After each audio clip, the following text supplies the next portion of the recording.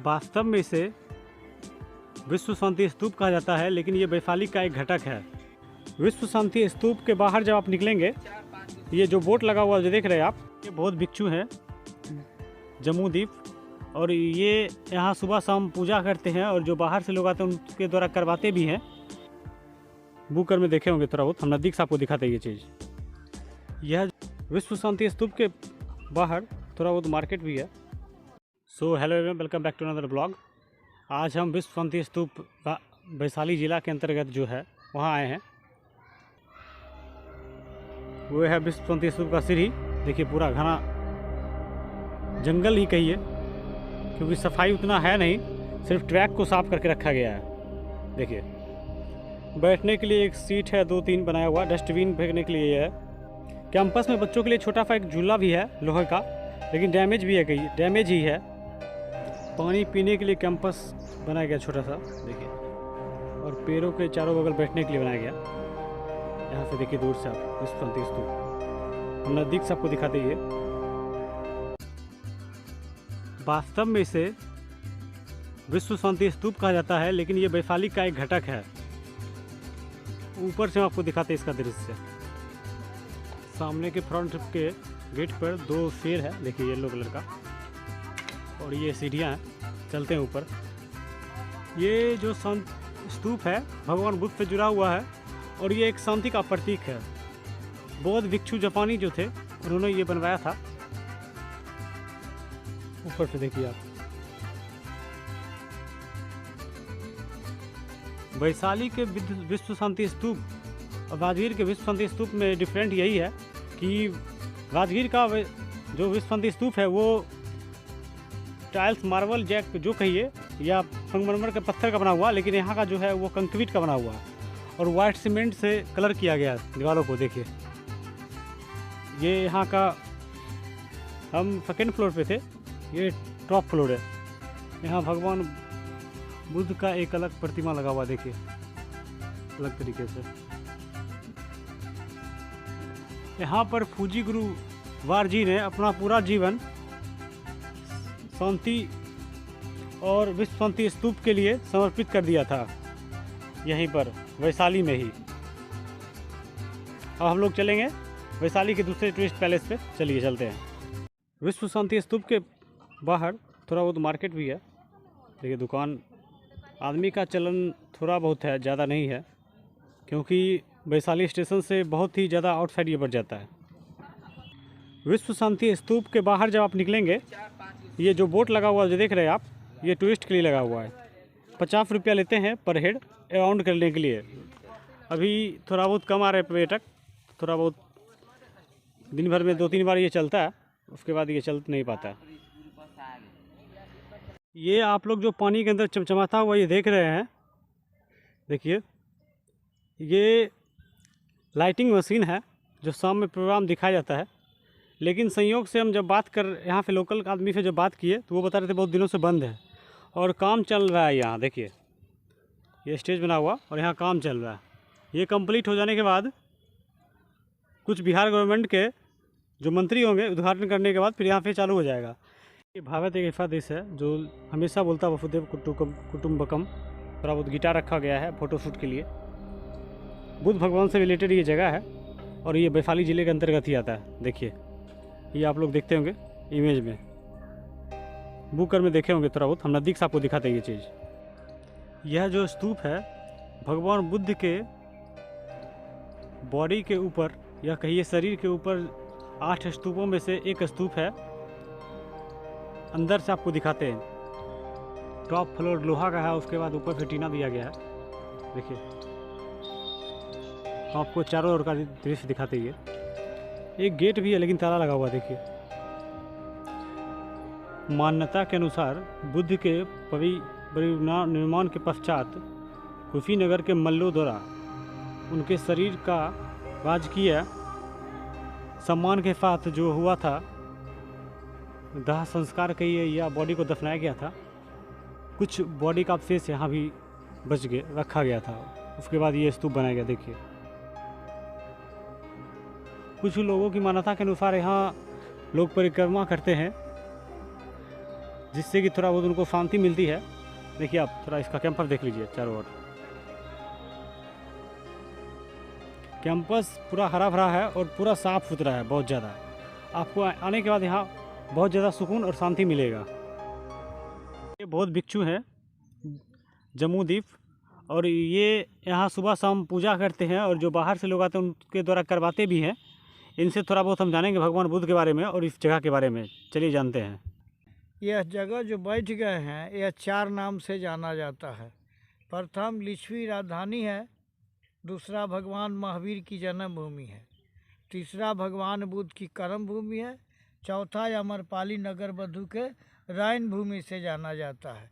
यहाँ भगवान बुद्ध अपना माता प्रजापति मौसी को दीक्षा दिए हैं, अपना पत्नी को दीक्षा दिए हैं, 500 महिला को दीक्षा दिए हैं। अमरपाली नगर बधू के भी यहाँ दीक्षा दिए हैं। और ये अमरपाली नगर बधू जो वैशाली के रहने वाली थी, पूरा भगवान बुद्ध की संपत्ति दान में दे दिया था, एक नहीं वह जगह है। उसके बाद भगवान बुद्ध 12 साल यहाँ वर्षा नहीं हुआ था, हैजा प्लेग बीमारी हो गया था, लोग मरने लगे थे, तो राजगीर से राजा भीमसार के यहाँ से भगवान बुद्ध को लिच्छवी के वंश बुलाने गया। लिच्छवी आया वहाँ से, है कि नहीं। उसके बाद में वो भगवान बुद्ध हैं ये रतन सूत के पाठ किए, पूजा किए, वर्षा भी बरसवाए, बीमारी भी दूर किए।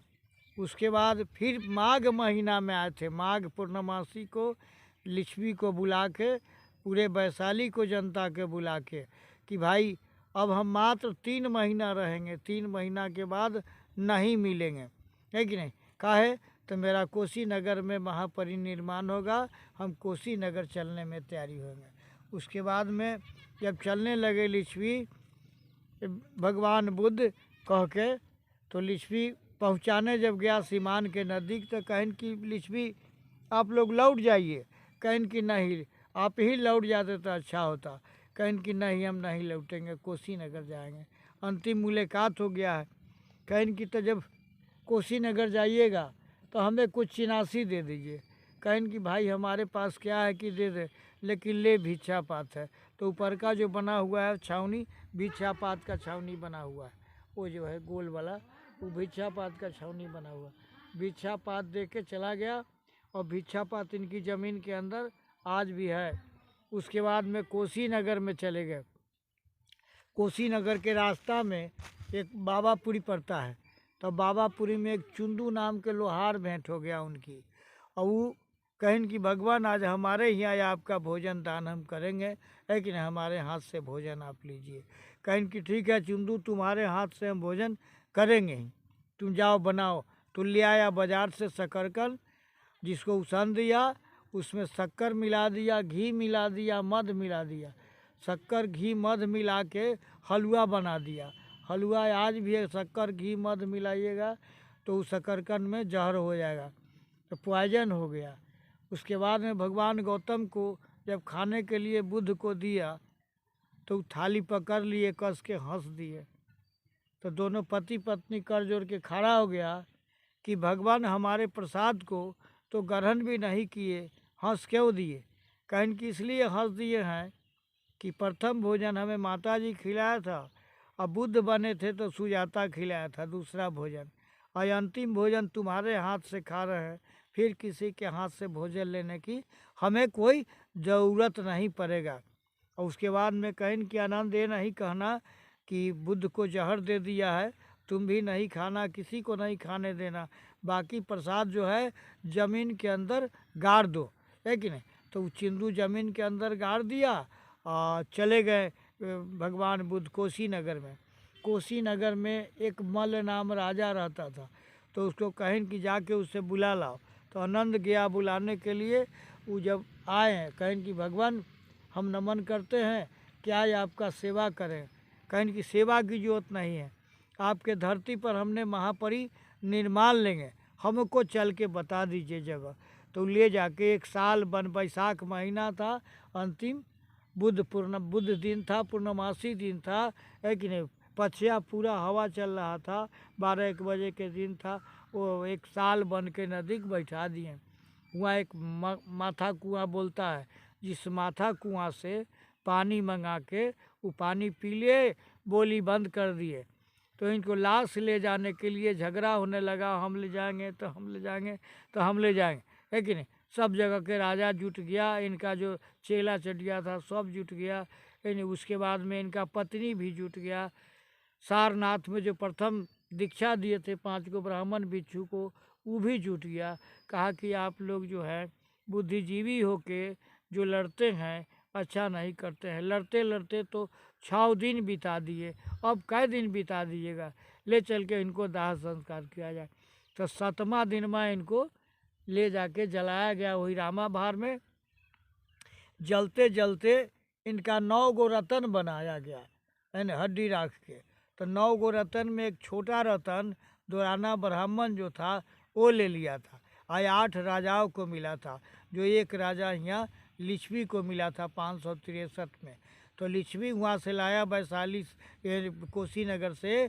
तो वो क्या काम किया कि एक सोना के पत्ती, एक तांबा के पत्ती, एक कांच के कौड़ी, एक सोने के कलश में रख के पूजा किया था 563 में। उसी तरह से रख के झाँक दिया था, छोड़ दिया। बाबर के भी राजा है, अंग्रेज़ का भी राजा है, कोई नहीं ले गया। सम्राट अशोक भी पता लगाया लेकिन उससे भी पता नहीं लग सका। तो 1958 में इसका काशी प्रसाद जायसवाल, जब नालंदा विश्वविद्यालय को जला दिया गया तो काशी प्रसाद जायसवाल इसे कहा, सरकार से अनुमति लिया कि हमको आप आदेश दीजिए, तो जहाँ जहाँ संपत्ति है बुद्ध की हम वहाँ खोज लेंगे, ज़मीन के अंदर जो है सब निकाल लेंगे। तो यहाँ वैशाली में खोदे, नालंदा में खोदैया कराए, वैशाली में खोदाए, राजगीर में खोदैया कराए, सब जगह खोदैया कराए। तो भगवान बुद्ध के वैशाली में अस्थि निकला, मूर्ति निकला, है कि नहीं। तो पटना संग्रहालय में चल गया। अब पटना संग्रहालय में रखा गया, कुछ यहाँ भी संग्रहालय बना है, तो यहाँ लोग जनता रोक लिया था, तो कुछ यहाँ भी है उनकी समाज, है ना। उसके बाद में पटना चल गया, पटना जादूघर में रखा गया। जादूघर से जो पटना बुद्धा पार्क बना है जेल तोड़ के, उसमें चल गया। सुप्रीम कोर्ट फैसला किया है कि जहाँ की संपत्ति है तो ये रहना चाहिए। तो फिर 72 एकड़ सरकार ज़मीन लेके, है कि नहीं, ये स्तूप के बागले पूरब सामने पूरब साइड में, है ना, इस साइड में वो बन रहा है भगवान बुद्ध की मंदिर पत्थर का, है कि नहीं। और 1.5 साल में इनकी मंदिर तैयारी हो जाएगा। तो पटना बुद्धा पार्क से अस्थि इनकी आ जाएगा, मूर्ति आ जाएगा, है कि नहीं, बहुत बड़ा पार्क बनेगा। यही यहाँ के इतिहास है। धन्यवाद। बुद्धम शरणम गच्छामि, धम्मम संगम शरणम गच्छामि। ये ब्लॉग देखकर आप लोगों को कैसा लगा बताइएगा ज़रूर कमेंट में। और अगर आप मेरे चैनल पर नए हैं तो सब्सक्राइब करना ना भूलें। Thanks for watching video. मिलते हैं नेक्स्ट ब्लॉग में, तब तक के लिए बाय बाय।